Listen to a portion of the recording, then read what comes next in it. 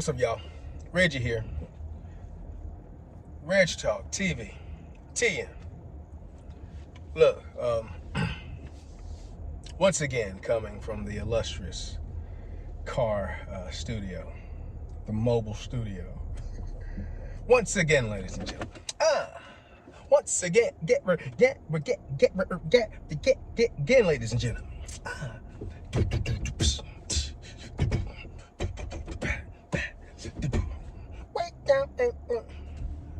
You know just what I'm talking. Some of y'all might know that. Shout out to my folks, family, and extended family up in New York, where I think Shedeur visited and didn't have a great meeting. And the guy there said that he wasn't prepared for the meeting, or whatever that meant. But anyway, more on the Shedeur thing, right? So I gotta just talk some flat out smack in this one, but I gotta make a couple of points because again, I don't really have a dog in this fight. I mean, I never wanted to be a professional football player, and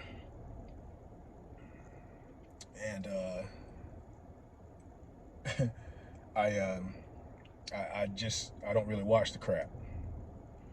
And again, it's been crap ever since I saw Cam Newton not jump on that fumble.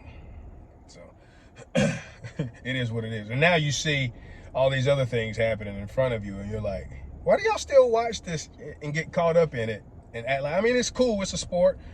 I mean, it's mostly probably kind of organic until things really matter. But I don't know why people are getting all in a tizzy over this, that, the third, and racism, blah, blah, blah. Anyway, again, I'll try to do some marketing with some of these videos eventually. So you might land on this video before my first one. I'm gonna have a playlist. Go back and watch the other videos if you haven't. Watch this other video. This is the second on Shedeur. I think I'm just gonna have a playlist for the NFL, not necessarily for Shedeur, but I don't know. We'll see how it goes. So again, 26 out of the 32 first round picks were black, including the first pick, who was a black quarterback, right? Because you have to make that known, because quarterbacks are different, because they have to be, have to have a certain amount of brain capacity and ability, because it's a complex, hard position. It's the hardest position on the field. And for years, they didn't think black people could do it. We could only be scramble passers because we lack the mental acuity to be able to understand and break down all these schemes and keep everything in the front of our minds and stay in the pocket and be able to quarterback instead of just taking off running with your nigga legs. But anyway, right? So it's important to understand. That's an important point to make. Number one draft pick was a black quarterback. But the NFL is still crazily racist. More than half of the players in the NFL are black. One black person doesn't get drafted where you think they should get drafted. And now everything's racist. We got to be reminded of racism around every corner, and 400 years of slavery, and how we'll never be rid of this, and there will always be something to remind us and we can trauma bond with. And how do you do this? Oh, y'all can't stand. You actually put up with that. Anyway, so again, look, I'm not saying that racism doesn't exist. Yeah, I have to make these. Nowadays, people are so freaking short-sighted and emotional, overly emotional, because everyone's emotional at times. So short-sighted and victim mentality and angry, hateful, bitter, and jaded, and biased. I have to give these caveats, right? I know racism still exists. I've never said or alluded to that racism doesn't exist, or that there's not racism in the NFL, et cetera, et cetera. I'm sure there is. Hell, I hope there is. Makes it more exciting. Jesus. You gotta do something. What else is going on? What else is going on in the NFL? Are there any other stories in the NFL? This is another point I want to make. I was gonna make later in the video, but hell, since I'm here, what else is going on in the NFL? Now you got a story. You got an underdog. You got his whole career. This is going to be his whole career now. Either he's not going to live up to this group of expectations, or he's going to surpass everybody's expectations, and it's going to be, I told you so. Told you can't keep the black man down. Told you. Screw all them other black people that got drafted. Unless you're a fan of one of them. But this is going to be the story. Look, I don't watch this crap, and now I'm going to watch more of this crap to see him play. Another point I want to make with this video, like, all publicity is good publicity. So, and imagine how many shirts and whatever else, Shedeur Sanders stuff, paraphernalia, it's gonna be sold now from the folks trying to support the brother, man. Screw all them other people and all the other 50+% of black players. But hey, it's human nature, it's cool. Just a little smack talk. Oh my God.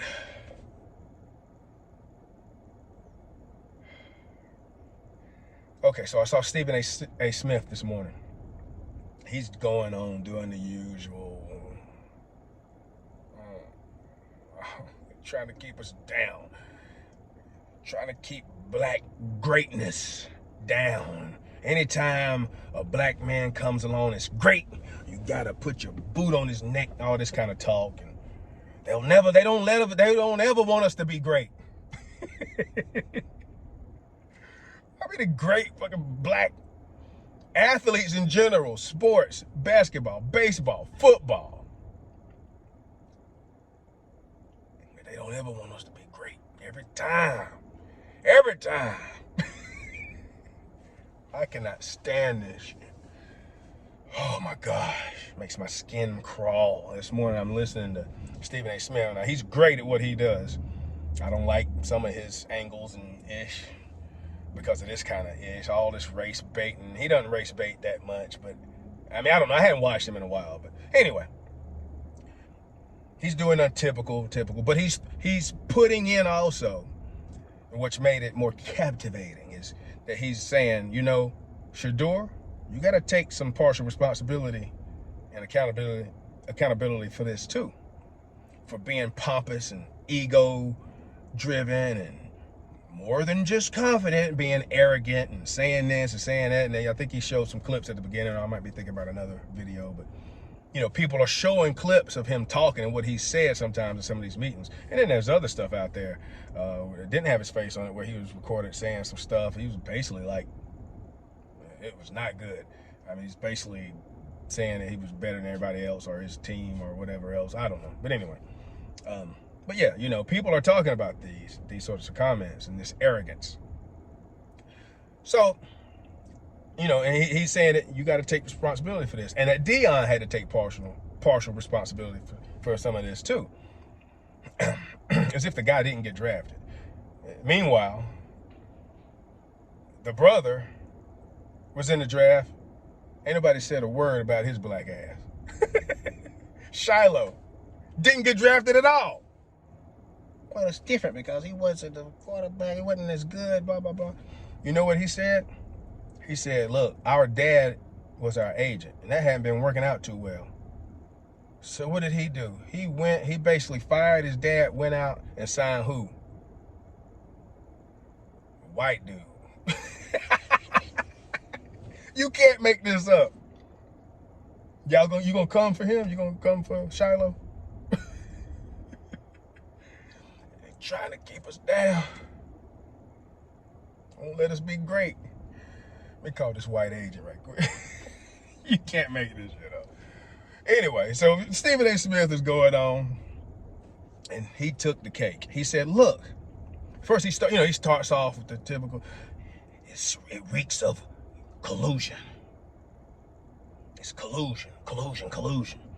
These teams getting together, they don't understand how bad this looks. It's black man keeping the black man down, collusion. We trying to be great. You get together, keep us down. And he said it was an attack on Deion Sanders, for Deion Sanders thinking you uppity, you Deion, you uppity mama.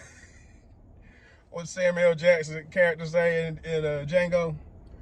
Thinking you paying him back, thinking you gonna come in here running the league, or you gonna say who can go to this team and who can't and all this and that, and you gonna it's gonna be an Eli man and whatever else. But this ain't you. You still a black dude. You still nigga. You ain't running nothing over here. You a peon, dude. That's basically kind of what he's paraphrasing, right? To paraphrase. But it was a personal attack against Dion via his son, proxy agent. But anyway, attack, right? Got to be a victim.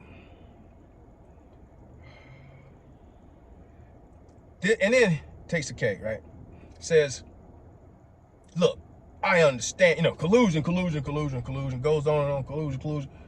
Look, to paraphrase, look, I understand you want to teach the guy a lesson in humility and this, that, and the third. You want to, blah, blah, blah, blah, blah. I understand. And if you maybe bump him down and you pick him in the second round.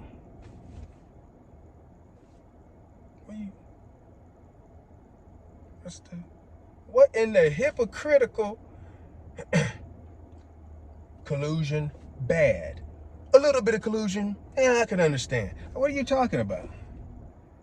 Or maybe that's what they did, and maybe they just said, and maybe the third round came and people said, I need to do this, and the team said, nah, I need to do this. I'm gonna do this anyway. Yeah, I could use him, but I need a so-and-so. I need a lineman. We might get him fourth round if ain't nobody else picked him up.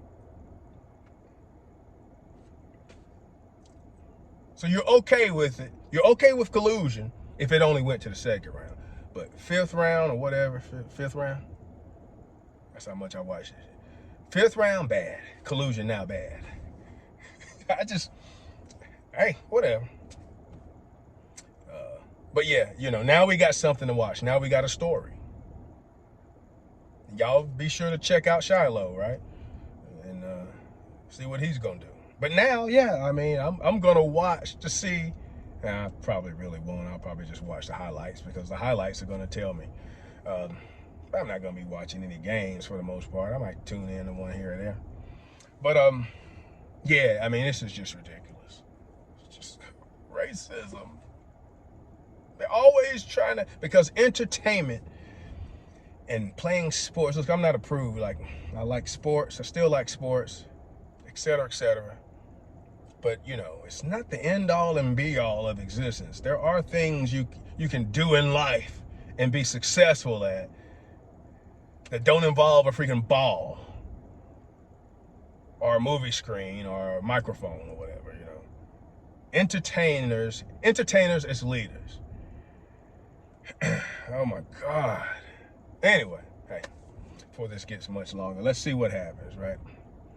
We got to see what happens. Have a little patience. We'll sit back, see what happens. Instead of saying, oh my God. Well, look, we got to have it all. Everything got to go our way. Ain't nobody said nothing about all these, congratulations, all these other players or nothing. It's just one player. He's supposedly great. But one player, screw all these other people, what they went through. But I do like these, I've seen these clips of people getting the call. And you can watch the video of Shedeur getting his call. And it's still just awesome. It's still cool. Now that I like, that's real. But, watching these players get these calls and their lives changing, But hell, Shedeur made about $6 million in college off NIL. It's just so racist, so much racism out there. $6 million. I think his contract, his playing contract is for something over 4 years. I think I just read. So he's generally gonna be making less. He's still gonna be able to make money. He's gonna make money in sponsors, other things, promotions or whatnot. But anyway, yeah. God, what was another? Oh, again, why people get so caught up in this WWE half-scripted game entertainment is beyond me. Again, it's just, I don't know why you getting that caught up. Even the players, even various players have come out and have been like, man, this ain't what it's about. Like, but then, you know what you better do? You better sit back. You better shut up and dribble, so to speak, man. All right, so you experienced a little bit. Better shut up. You want to be a pariah? You want to be an outcast? You better go play ball. It's a game. It's a business, and these folks have 1, 2, 5, 10-year plans, probably more than that, of how they want things to go for TV and this, that, and the third. How they would like for things to end up, maybe, and whatever else. You better shut up and go play ball. Acting like you out here going to battle or save kids or save countries or something. Man, you playing freaking ball.